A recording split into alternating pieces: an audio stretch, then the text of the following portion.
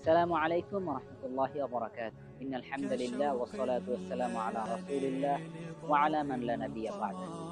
দূরে কাছের দেশে প্রবাসের যে যেখান থেকে আজকের এই ভিডিওটি উপভোগ করছেন, সকলকে জানাচ্ছি আন্তরিক শুভেচ্ছা ও মোবারকবাদ।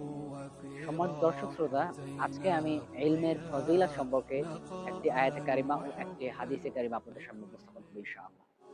আল্লাহ রাব্বুল আলামিন জ্ঞানী ব্যক্তির মর্যাদা বোঝানোর জন্য কোরআনুল কারীমের মধ্যে বলছেন, কুল হাল ইয়াস্তাবিল্লাযীনা ইয়া'লামুন ওয়াল্লাযীনা লা ইয়া'লামুন।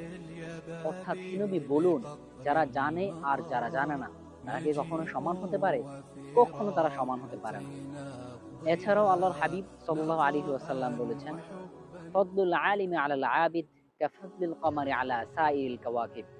অর্থাৎ একজন আলেমের মর্যাদা একজন আবেদের উপর ঠিক ততটুকু যেমনি ভাবে পূর্ণিমার রাতে সমগ্র তারকারাজির উপরে একটি চাঁদের মর্যাদা যেমন, অর্থাৎ সমগ্র তারকার মাঝে একটি চাঁদকে যেমন স্পষ্ট দেখা যায় এবং সমুদ্র স্নিগ্ধ আলো যেভাবে ছড়ায়, তদ্রূপ হাজারো আবেদের মাঝে একজন আলেম এরকম স্নিগ্ধ আলো ছড়িয়ে মানুষকে হেদায়েতের দিশা দিতে পারে। সুতরাং আল্লাহ রাব্বুল আলামিন আমাদেরকে দ্বীনি জ্ঞান অর্জন করার তৌফিক দান করুন। আমিন। আসসালামু আলাইকুম ওয়া রাহমাতুল্লাহি ওয়া বারাকাতুহু।